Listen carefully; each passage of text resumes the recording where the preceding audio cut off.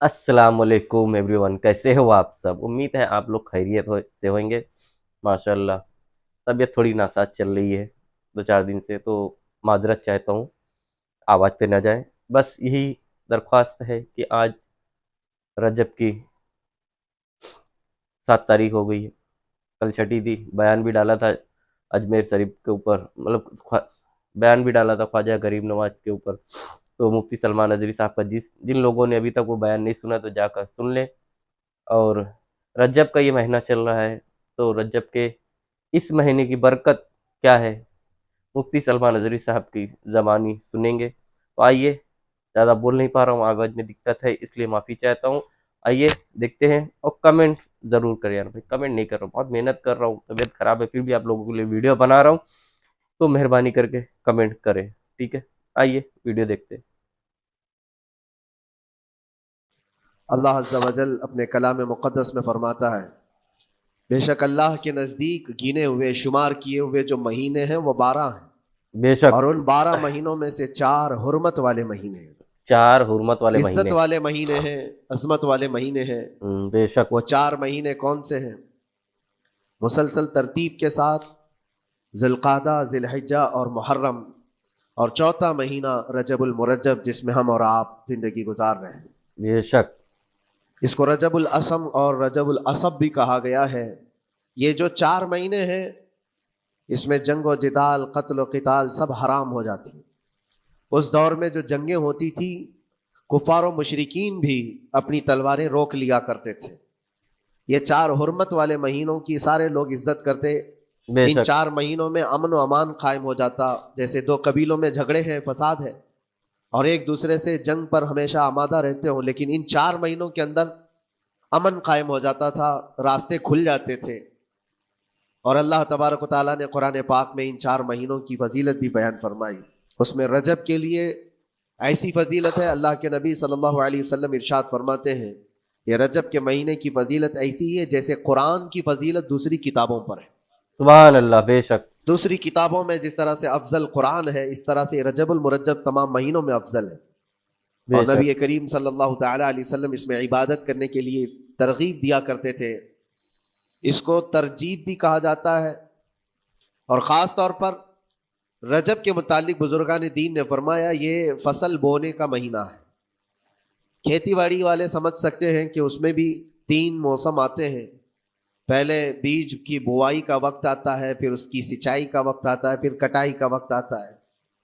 तो रजब का महीना ये फसल बोने का महीना है नेकियों के, और शाबान बेशक। का महीना उसे पानी देने का है, और रमजान का महीना फसल काटने का महीना है। बेशक। बेशक। और रजब का महीना आते ही अल्लाह के नबी सल्लल्लाहु तआला अलैहि वसल्लम ये दुआ फरमाया करते थे, अल्लाहुम्मा बारिक लना फी रजब व शाबान व बल्लिगना रमदान। सबको ये दुआ भी करनी चाहिए। हुजूर अकरम सल्लल्लाहु तआला अलैहि वसल्लम यूं अर्ज करते कि ऐ अल्लाह, रजब और शाबान में तू हमें बरकत अता कर, और हमारी जिंदगी को रमजान तक पहुंचा दे। बेशक। अब आमीन। रजब आपने देख लिया है, तो अब कसरत से ये दुआ करो कि मौला, इस जिंदगी का रमजान हमसे जाने ना पाए, रमजान तक हमारी सांसों को पहुंचा दे। ये दुआ बेशक। कसरत से हर नमाज के बाद भी होनी चाहिए। रजब आते ही मेरे अजीजों, ये इबादतों का मौसम शुरू हो चुका है। और सब जानते हैं रजब के बाद फिर हमारे यहाँ मुसलसल ऐसी शब बेदारियाँ और इबादत के मौसम नज़र आने लगते हैं। फिर शाबान भी, इसमें रजब में बड़ी रात आती है, शब मेराज, और उसके बाद शाबान में शब बारात, फिर इसी तरह रमज़ान का मौसम बन जाता है। तो बेशक। अब ये मौसम बनाने का वक्त आ चुका है। तो सबसे पहली चीज़ ये है कि मेरे अजीज़ों, फसल के बोने के लिए किन चीज़ों की ज़रूरत होती है, इस चीज़ का ख्याल रखिए। बीज अगर खोटा डाले हो और वैसी ही फसल आने का इंतज़ार करोगे तो फिर नहीं होगा। बीज को सही खरा और बात है। खालिस होना चाहिए। जो नेकियां करना चाह रहे हैं उसको साफ सुथरे अच्छे माहौल में किए जाने चाहिए। खेती बाड़ी करने वाला जानता है, बीज तो वो बो रहा है, जमीन भी अच्छी है, सारी चीजें, कई चीजों की जरूरत होती है। बीज भी अच्छा हो, जमीन भी अच्छा हो, मौसम भी अच्छा हो, बिल्कुल सही बात है। तब जाकर के उसकी फसल निकलती है। बीज अच्छा था, जमीन अच्छी नहीं, तो भी फसल नहीं आती। बीज भी अच्छा है, जमीन भी अच्छा है, मौसम सही नहीं है, तब भी फसल नहीं आती। बेशक। अभी आपके पास 3 चीजों का होना जरूरी है, बीज और जमीन और मौसम। बीज जो है ये नेकियां हैं, और जमीन तुम्हारा दिल है, इसका इतना ही पाक होना जरूरी है। और सही मौसम बात है। ये रजब का है, इसमें तो कोई शक नहीं है कि इबादतों का मौसम है, फसल की अच्छे लाने का मौसम है। लेकिन सबसे पहली चीज अब हमें जरूरत होती है कि हम क्या बीज बो रहे हैं। शेख सादी रहमतुल्लाह ताला अलैह फरमाया करते कि जमीन में अदरक बो करके गन्ना आने की उम्मीद तो नहीं कर सकते, सही बात है। जो बोया है वही उसी की फसल आएगी। लोग अमल खैर करें तो उसका नतीजा भी खैर आएगा, और बेशक। बुराइयां करें और फिर रमजान में ये इंतजार करें कि मैंने जो बोया है उसकी फसल आए, तो ऐसा नहीं होता।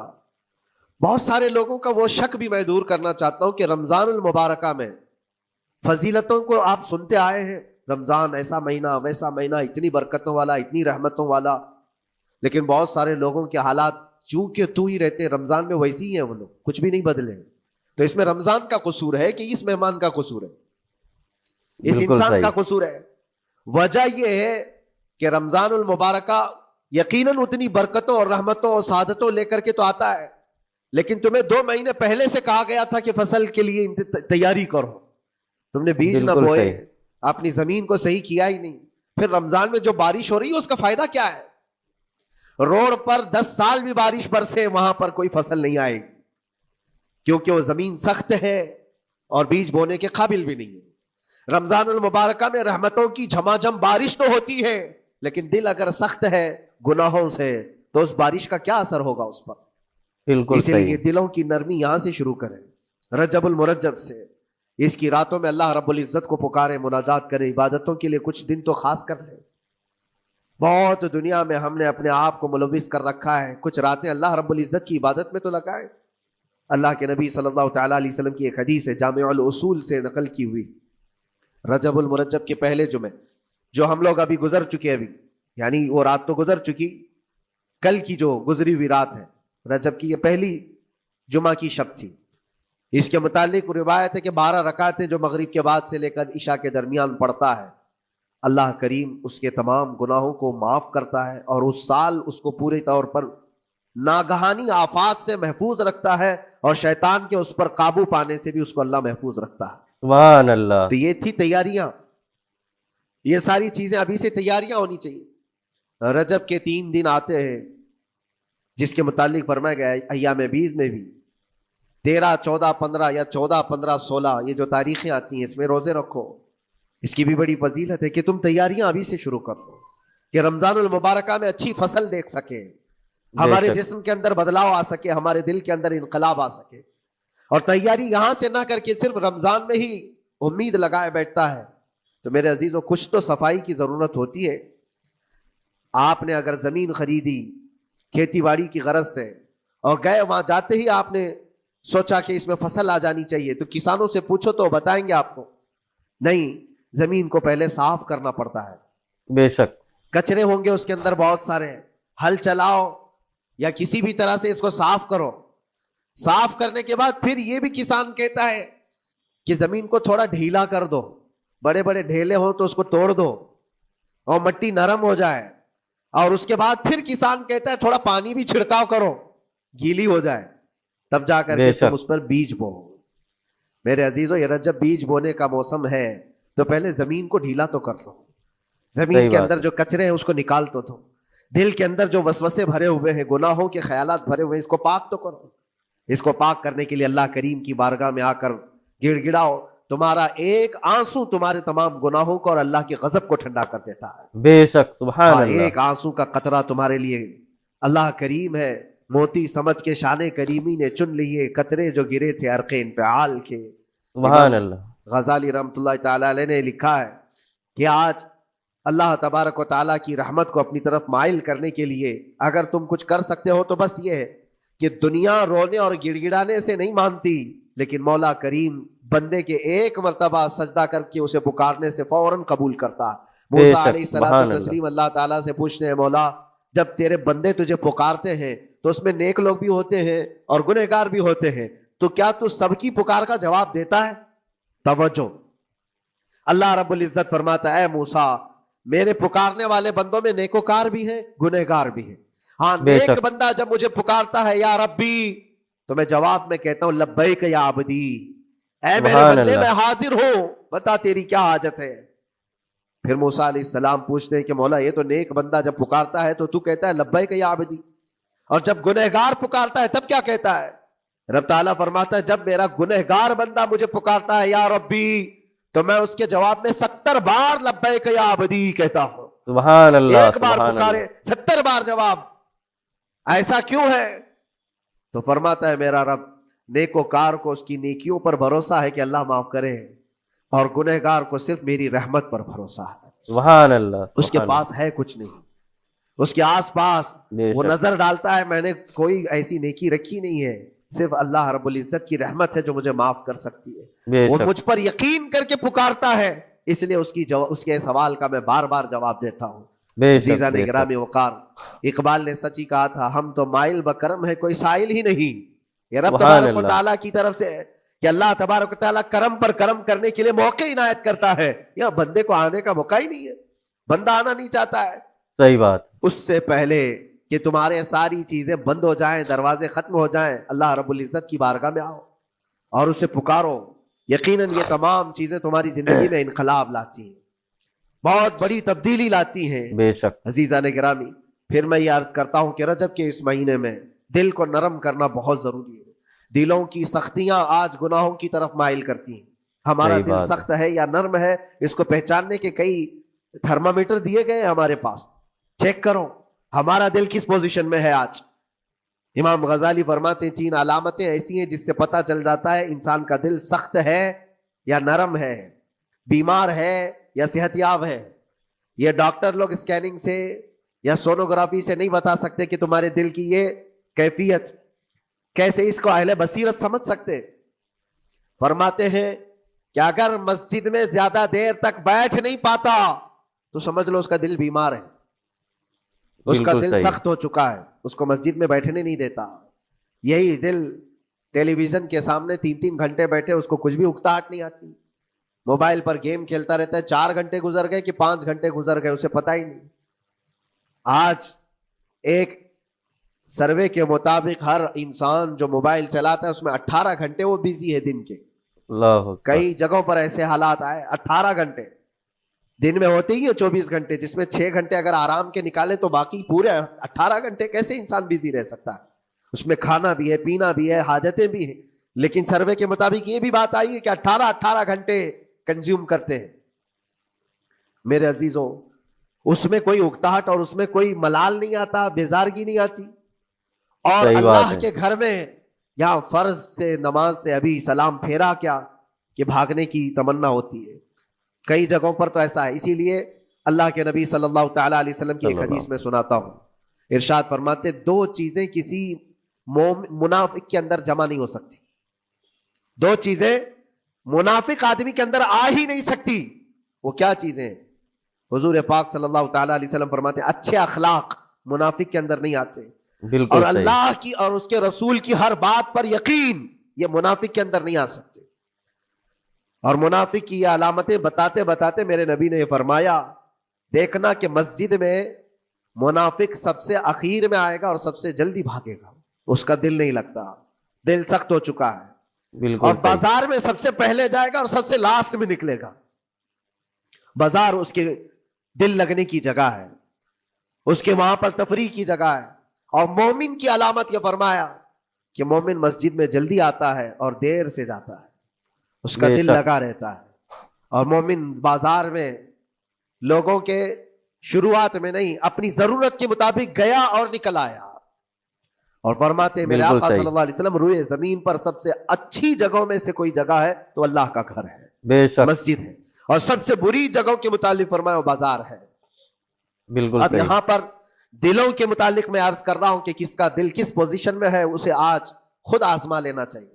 دوسری علامت، امام غزالی فرماتے ہیں قرآن پاک کھولے گا وہ صفحہ 2 صفحہ سے زیادہ پڑھ نہیں پائے گا، بند کرنے کا دل کرے گا۔ یہ تو چھوڑو اٹھانے کے بعد پڑھنے نہ پڑھنے کی بات ہے، کچھ تو چھونا بھی نہیں چاہتے، اٹھاتے ہی نہیں، سال پورا ہو گیا تو قرآن پکڑتے نہیں، تو پھر دل کی کیفیت کیا ہو چکی ہوگی؟ صحیح بات، دل کیسا مریض ہوگا؟ بعض لوگ ہم سے یہ کہتے بھی تھے کہ حضرت پڑھنا تو آتا نہیں، کیا کریں گے قرآن کا؟ کہا اٹھانا تو آتا ہے، میں نے ان سے پوچھا قرآن اٹھانا تو آتا ہے، جب قسم کھانے کی بات ہوتی ہے تو کیسے قرآن اٹھا لیتے ہو، سر پہ رکھ صحیح لیتے ہو؟ بات ہے. اسی طرح سے قرآن کو ہی اٹھا کر کے سینے سے لگا کر اللہ کی بارگاہ میں دعا کرو کہ مولا میرے دل کے دروازے کھول دے. اور قرآن کوئی سخت چیز نہیں ہے، اللہ وعدہ فرما رہا ہے ہم نے قرآن یاد کرنے کے لیے آسان بنایا ہے. کوئی یاد کرنے والا؟ وہ خود بے قرآن شک. تمہارے دل میں اتر جائے گا. کوشش کرو. دل کی بیماری کی 2 علامتیں میں نے بتایا. اگر بیمار دل ہے تو زیادہ یہاں بیٹھ نہیں سکتا اور زیادہ دیر قرآن پڑھ نہیں پاتا. تیسری بات فرماتے ہیں کہ تیسری علامت یہ ہے کہ ہمارا دل اگر سخت ہو چکا ہے تو جیب میں پیسے ہوں گے لیکن کوئی مانگ رہا ہوگا اللہ کے نام پر، دینے کی طبیعت نہیں ہے، کہیں صحیح بات. دینے کی طبیعت نہیں کرتی. اور یہ چیز ہاتھ اٹھانے کو تمہارا دل نہیں کرتا تو سمجھ جاؤ کہ دل بیمار ہے. اور دل کی بیماری لے کر کے اگر کوئی رجب میں سوچتا ہے کہ میں بیج بوؤں گا تو کیا فائدے کا؟ زمین سخت ہے، زمین سخت ہے اور اس پر بارش بھی ہوگی تو کچھ فرق نہیں پڑتا، فصل نہیں آئے گی. دل کو نرم کرو. اور ایک علامت میں بتاؤں، اور ایک علامت کہ دل نرم ہے یا سخت ہے، اس کی ایک علامت یہ بھی ہے، اللہ کا جب ذکر کرے، جنت کا جب ذکر کرے، جہنم کے عذابات کا ذکر کرے، قبر کے معاملات کا ذکر کرے، حشر کے سوالات کا ذکر کرے تو اس کی آنکھیں ڈبڈبا جائیں اور آنسو نکل آنے لگے. قرآن بے کی شک. آیتیں سن کر کے اس کا دل ہلنے لگے اور آنسو آ گئے تو سمجھ جاؤ کہ اس کا دل نرم ہے.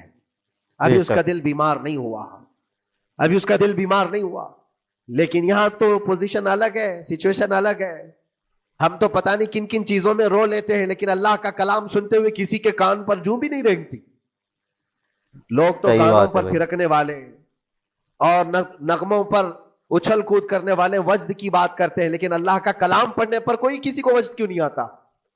یہ ایمان کی علامت ہے. قرآن میں اللہ نے فرمایا اذا تلیت علیہم آیاتہ زادتہم ایمانا، جب اللہ کی آیتیں ان پر تلاوت کی جاتی ہیں مومنین پر، ان کا ایمان بڑھ جاتا ہے.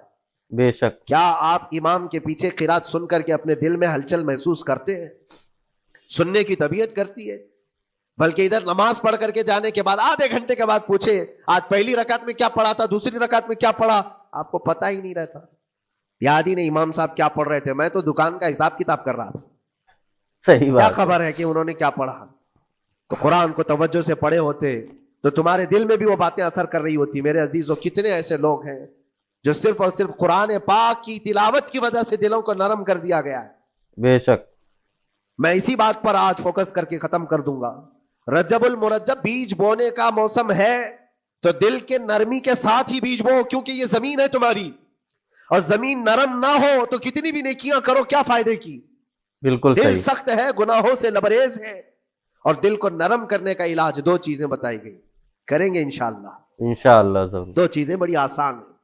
اگر دل کو نرم کرنا ہے تو 2 چیزیں فرمائی گئی، کثرت سے قرآن پاک کی تلاوت کرو یا کثرت سے میرے نبی پر درود پاک پڑھا کرو. سبحان اللہ. بے شک. 2 چیزیں کر کے دیکھو تمہارا دل نرم ہو جائے گا. بے شک. اور بھی دوسری علامت، دوسرے علاج بھی میرے آقا نے فرمایا. ایک صحابی آئے تھے، انہوں نے عرض کیا یا رسول اللہ صلی اللہ علیہ وسلم، لوگ آپ کے پیچھے نماز پڑھتے ہیں تو زاروں قطار رونے لگتے ہیں، جب آپ دعا کرتے ہیں تو وہ دھاڑے مار کر کے روتے ہیں. میں کبھی رو نہیں پاتا، میرا رونا نہیں آتا، میں بھی قرآن سنتا ہوں، میں بھی آپ کے پیچھے نماز پڑھتا ہوں. تو حضور پاک صلی اللہ علیہ وسلم نے فرمایا تمہارا دل سخت ہو گیا ہے، تمہارا دل سخت ہو گیا ہے. انہوں نے کہا کیا کروں، علاج کیا ہے اس کا؟ وہ مسیحا امت ہے میرے آقا، ہر ایک کا علاج جانتے ہیں. بے شک. کس کو کون سا علاج دینا ہے. نبی پاک صلی اللہ تعالی علیہ وسلم فرماتے ہیں جاؤ کسی یتیم بچے کے سر پر ہاتھ پھیرو، اللہ تمہارا دل نرم کرے گا. سبحان اللہ. ان کے لیے وہ علاج رکھا گیا تھا. جس کو جیسا علاج بتایا میرے آقا صلی اللہ علیہ وسلم نے، کسی یتیم کے سر پر ہاتھ پھیرو دل نرم ہوگا. لیکن دل کے نرم ہونے کے علاج اللہ کے نبی صلی اللہ علیہ وسلم کے شفا خانے میں ہے. بے شک. ہاتھ سے آپ کثرت سے درود پاک پڑھو، پھر دیکھو آپ کے دل کے اندر انقلاب آتا ہے یا نہیں آتا. بے شک. آپ کے چہرے کا نور بڑھ جائے گا، زبان کا اثر بڑھ جائے گا، عمل خیر کی طرف رغبت بڑھ جائے گی. کثرت سے جب بندہ حضور پاک صلی اللہ علیہ وسلم پر درود پڑھتا ہے اس کی زبان سے جھوٹ نکل جاتا ہے، بے شک. گالی اس کی زبان پر نہیں آ پاتی ہے کیونکہ وہ پاک کرتا چلا جاتا ہے اپنی زبان کو اللہ کے نبی کا نام لے کر کے. میرے عزیزو، اس میں دقت کیا ہے درود پاک کثرت سے پڑھنے میں؟ آپ جہاں چل رہے ہو، پھر رہے ہو، اٹھ رہے ہو، بیٹھ رہے ہو، انتظار میں ہو، سونے کے لیے جا رہے ہو، زبان ہی تو ہلانا ہے میرے نبی پاک صلی اللہ علیہ وسلم کی بارگاہ میں درود پڑھ کرتے. اور بے شک ضروری نہیں ہے کہ بہت لمبے لمبے درود پاک آپ کو یاد کرنے ہوں. صلی اللہ علیہ وسلم بھی پڑھ لیا تو یہ درود پاک ہے, بے شک یہ درود پاک ہے. یا تو پھر الصلاۃ والسلام علیک یا رسول اللہ کہتا ہے تو یہ بھی درود پاک ہے. بے شک درود پاک ہے یہ. اور دل کو جب نرم ہو جائے گا تو انشاءاللہ العزیز آپ اس کے اثر بھی دیکھیں گے, اس کے اثر بھی دیکھیں. کیسے کیسے لوگوں کی بات میں کروں میرے عزیزوں. آپ کو پتا ہے تاریخ کے اوراق الٹ کر کے دیکھو. ایک صحابی حضرت نعیم وہ راستے پر گزر رہے تھے, دیکھا ایک کڑیل جوان مکہ کا جس کو سارے لوگ دیکھ کر پہلوان کہتے اور ڈرتے تھے, گھبراتے تھے. 27 سال کا کڑیل جوان ہے اور ہاتھ میں تلوار کھینچے ہوئے تیزی سے آ رہا ہے. یہ پہلوان کوئی اور نہیں عمر ابن خطاب ہے. حضرت نعیم کہتے دیکھ کر کے میں گھبرا گیا, اتنی تیز اور ترار چال اور چمکتی ہوئی تلوار, کہاں کا ارادہ ہے؟ پوچھا حضرت نعیم نے کہاں جا رہے ہو؟ عمر ابن خطاب نے کہا محمد کا قتل کرنے جا رہا ہوں. معاذ اللہ رب العالمین. اس لیے کہ ایمان لائے ہوئے نہیں تھے. یہ دلوں کی سختیاں ہیں, یہ دلوں کا منجمد ہونا بتا رہا تھا کہ وہ نبی پاک صلی اللہ علیہ وسلم کے قتل کے لیے نکلے. حضرت نعیم نے صرف راستہ روکنے کے لیے ان سے کہا ان کا بعد میں قتل کرنا, پہلے تیری بہن اور بہنوی کا گھر بھی دیکھ لے, وہ بھی تو کلمہ پڑھ رہے ہیں, وہ بھی تو کلمہ پڑھ رہے ہیں اسی رسول کا. تو غصہ اور بڑھ گیا کہ میرے گھر میں یہ ہو چکا ہے, میں تو جس کا قتل کرنے جا رہا ہوں وہ میرے گھر تک آیا ہوا ہے. کہا پہلے میری بہن اور بہنوی کا کام تمام کرتا ہوں. اسی غرض سے وہ آئے تھے. اور جس وقت اپنے بہن کے گھر کے باہر کھڑے تھے, اتفاق ایسا کہ اندر سے قرآن کے پڑھنے کی آواز آ رہی تھی. ایک صحابی حضرت خباب وہ قرآن پڑھا رہے تھے حضرت عمر کی بہن کو اور ان کے بہنوی کو. اور کیا بہترین انداز رہا ہوگا جو رسول اللہ سے ڈائریکٹ سنے ہوئے لوگ تھے. سبحان اللہ. اللہ کا کلام اترا ہوا ہے جن کے اوپر وہ اس وقت حاضر رہے ہوئے لوگ ہیں, قرآن کو پڑھ رہے تھے. طٰہٰ ما انزلنا علیک القرآن لتشقیٰ الا تذکرۃ لمن یخشیٰ. عرب لوگ اچھی طرح سے جانتے تھے ایک ایک حرف کا معنی کیا ہوتا ہے, وہ عربی جانتے تھے, ان کی مادری زبان تھی. اور اس قرآن کے اندر جو مٹھاس تھی, عمر ابن خطاب کان لگا کر سنتے رہے سنتے رہے سنتے رہے. لیکن غصہ جو اندر سے تھا, دل کی جو سختی تھی, آئے تھے مارنے کے لیے, دروازہ زور زور سے ٹھوکنے لگ گئے, اندر لوگ ڈر گئے. حضرت خباب کو چھپا دیا, بہن اور بہنوی نے دروازہ کھولا. دروازہ کھلتے ہی ان پر حملہ آور ہو گئے. عمر ابن خطاب مارا, اپنے بہنوی کو بہت مارا کہ تم یہ کیا کر رہے ہو, دین بدل چکے ہو, یعنی تم یہاں سے نکل کر کے دوسری جگہ چلے گئے ہو, صحابی ہو گئے ہو. اپنی بہن کو بھی مارا یہاں تک کہ ان کی ناک پھٹ گئی. جب لہو لہان ہو گئے تو عمر ابن خطاب نے دیکھا کہ میں اپنی بہن اور اپنی بھائی کو مار رہا ہوں. پھر تھوڑی دیر کے لیے دل میں رحم آیا. اور دل میں رحم آیا کس چیز کا, کس چیز کی وجہ سے نرم ہوا دل میرے عزیزوں؟ بھائی اپنے بہنوی کی اور اپنی بہن کی پٹائی کو دیکھ کر کے نہیں, ان کو دیکھا تھوڑی دیر کے بعد اور کہا چلو چھوڑو جانے دو, جو ہوا سو ہوا. لیکن جو تم لوگ پڑھ رہے تھے میرے آنے کے وقت مجھے دوبارہ پھر سے سنا دو. سبحان وہ کیا اللہ. کلام تھا, وہ کون سا کلام تھا؟ اتنا سننا تھا کہ بہن نے محسوس کر لیا کہ دل کی نرمی کا دروازہ کھل چکا ہے. سبحان یہ اللہ. قرآن ہے جس نے دلوں کے دروازے کھولے ہیں, مکہ والوں کے قرآن ہے. دل کی نرمی کی طرف دروازہ کھل چکا ہے. تو عمر ابن خطاب سے کہا کہ تم غسل کر لو, تم پاک ہو جاؤ, ہم قرآن تمہیں سناتے ہیں. اور انہیں پاک کیا گیا تو حضرت خباب جلدی سے باہر آئے, کہا میں سناتا ہوں. حضرت سبحان عمر اللہ. کو جب یہ آیتیں سنائی گئی جھوم کر کے سننے لگے. قرآن کی وہ آیتیں 16 یا 17 آیتیں ہی سن پائے تھے کہ ان کے جسم کے اندر راشا تاری ہوا, کپ کپی آئی. کہا کہ چلو محمد کے پاس سبحان اللہ. صلی اللہ سبحان تعالی اللہ. علیہ وسلم, مجھے لے کر کے چلو, میں ان سے بات کرنا چاہتا ہوں. میرے عزیزو, بھائی اور بہنوی, بہنوی اور بہن لے کر کے چلے. اور اس وقت حالات سخت تھے مکہ کے. حضور پاک صلی اللہ تعالی علیہ وسلم کے پاس 39 صحابہ تھے جو ایمان لائے ہوئے, اور پہرے داری میں امیر حمزہ کھڑے رہتے تھے کہ کوئی آئے گا تو میں اس کی برابر خبرگیری کروں گا. عمر ابن خطاب کو تلوار لٹکاتے ہوئے آتے دیکھا تو صحابہ گھبرا گئے. مکہ کا بڑا پہلوان ہے, اس کو بھڑکا کر کے لوگوں نے بھیج دیا ہوگا, اب کیا ہوگا؟ یہ پٹائی بہت بری طرح سے سب کی کرے گا, غریب صحابہ ہے, اور حضور پر ہاتھ نہ اٹھا دے. سب ڈرنے لگے. حضور پاک صلی اللہ علیہ وسلم سے آ کر کہنے لگے کہ یا رسول اللہ صلی اللہ علیہ وسلم, عمر آ رہا ہے اور ہاتھ میں تلوار ہے.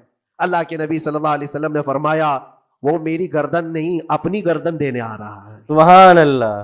وہ میری سبحان گردن لینے اللہ، نہیں اپنی گردن کیا دینے آ بات رہا ہے، ہوں. مخبر صادق صلی اللہ علیہ وسلم جانتے ہیں کون میرا غلام ہے اور کون منافق ہے. بے شک. عمر ابن خطاب آئے تو حضور نے فرمایا راستہ دے دو. آتے ہی انہوں نے تلوار زمین پر پھینک دی. چہرے جمال جہاں آرا کو دیکھا. حضور پاک صلی اللہ تعالی علیہ وسلم سے پوچھا پھر وہ آیتیں سنائے. اب سوچو میرے عزیزو, صحابی سے سننا, یہاں تو ہم قاری قرآن سے سنتے ہیں قرآن کی آیتیں 1400 سال کے بعد آج بھی قرآن کا وہ اثر لگتا ہے دل کے اوپر. بے یہ شک. ان سے جو 1400 سال کے بعد جس قاری قرآن سے سنا وہ تو صحابہ سے سنے تھے, اور صحابہ سے بڑھ کر کے اللہ کے نبی سے جو قرآن سنا ہو, خود نبی پاک کی زبان اقدس سے. اور جب اللہ کے نبی صلی اللہ تعالی علیہ وسلم نے آیتیں تلاوت کی, عمر ابن خطاب کی آنکھوں سے آنسو شروع ہو گئے, سبحان زارو اللہ. قطار رونے لگے, اور پھر پکار کر کہا اشہد ان لا الہ الا اللہ واشہد انک رسول اللہ. میں گواہی دیتا ہوں کہ اللہ کے سوا کوئی معبود نہیں, اور میں گواہی دیتا ہوں کہ آپ اللہ کے رسول ہیں. بے میرے شک. عزیزو, سبحان اللہ. عمر ابن خطاب رضی اللہ تعالیٰ عنہ کو اس طرف لانے والا, دل کو نرم کرنے والا, یہ قرآن پاک اللہ کا کلام ہی تو ہے. بے شک. آج گناہوں سے اس پر بہت ساری پرت جم گئی ہے. ہمارے دلوں کے حالات ایسے ہو گئے, قرآن اٹھاؤ دلوں کو نرم کر دے گا. اور بے شک. رجب المرجب میں قرآن کو پڑھو گے زمین نرم ہو جائے گی, اور پھر اس کی برکتیں تم رمضان میں دیکھو گے. بے شک. ایک دو سبحان نہیں, اللہ. ہزاروں ایسی ہیں. ایک ایسے مشہور ڈاکو, بغداد کے لوگ ڈرتے تھے, بغداد کے لوگ اتنا ڈرتے تھے کہ جو بھی قافلہ جائے گا لٹ جائے گا. فضیل بن عیاض, جو بھی قافلہ نکلتا تھا اس راستے سے لٹ جاتا تھا, کوئی بچ نہیں پاتا تھا. اور ایک قافلہ آ رہا تھا عرب سے, اور مال تجارت لے کر بغداد کی طرف جا رہا تھا. تو قافلے والوں نے یہ مشورہ کیا کہ یہ جو قافلہ جا رہا ہے یہ اس راستے سے جا رہا ہے. فضیل بن عیاض ڈاکوؤں کا سردار وہاں رہتا ہے, بہت سارے ڈاکو اس کے ساتھ ہیں, وہ تو رہزن ہے, راستے پر روک کر کے مال لوٹ لیتے ہیں. تو قافلے میں ایک قاری قرآن تھے, انہوں نے کہا ٹھیک ہے اب راستے پر آ ہی چکے ہیں تو کیا کر سکتے ہیں, چلو بیٹھ کر کے نکلتے ہیں, میں قرآن کی تلاوت کرتا رہوں گا اونٹ پر بیٹھ کر کے, اللہ کریم اس برکت سے ہمارا راستہ آسان کر دے گا. بے شک. قاری قرآن نے قرآن کی تلاوت شروع کر دی, اور جب وہ راستہ آیا جو فضیل بن عیاض کا تھا, فضیل بن عیاض ایسی ڈاکہ زنی اور ایسی رہزنی میں مشہور آدمی, جن کے آس پاس, جن کے ہاتھ کے نیچے 1000 سے زیادہ ڈاکو کام کرتے ہوں. بغداد پورا ڈرتا تھا, پورے راستے وہاں پر کوئی بھی سلامت نہیں جا پاتا تھا. اس راستے پر ایک قاری قرآن جب آیا, میرے عزیزو تلاوت کیا کر رہا تھا, سورۃ الحدید کی آیت تھی, الم یأن للذین آمنوا ان تخشع قلوبهم لذکر اللہ. وہ قرآن کی آیت ہے. اللہ کے کریم فرماتا ہے کیا ایمان والوں کے پاس ابھی وہ وقت نہیں آیا کہ اللہ کا ذکر سنتے ہی یا اللہ کا ذکر ہوتے ہی ان کا دل کانپنے لگ جائے, ان کا دل ہلنے لگ جائے. سبحان اللہ.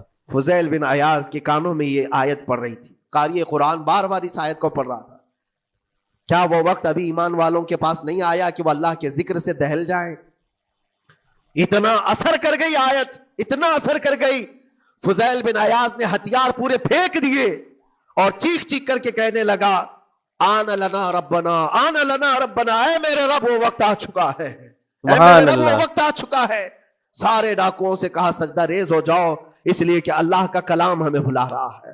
برسوں سے ڈاکہ زنی کرنے والے, برسوں سے راستے لوٹنے والے, قرآن کی ایک آیت نے دل بدل دیا, دل کے ایسا انقلاب آیا, سب کچھ چھوڑ دیا اور اس کے بعد نکلے. اللہ اکبر. جانتے ہو فضیل بن عیاض کون ہے؟ فضیل بن عیاض وہ ہے جن کا نام لیتی سرکار غوث پاک بھی ادب کیا کرتے تھے.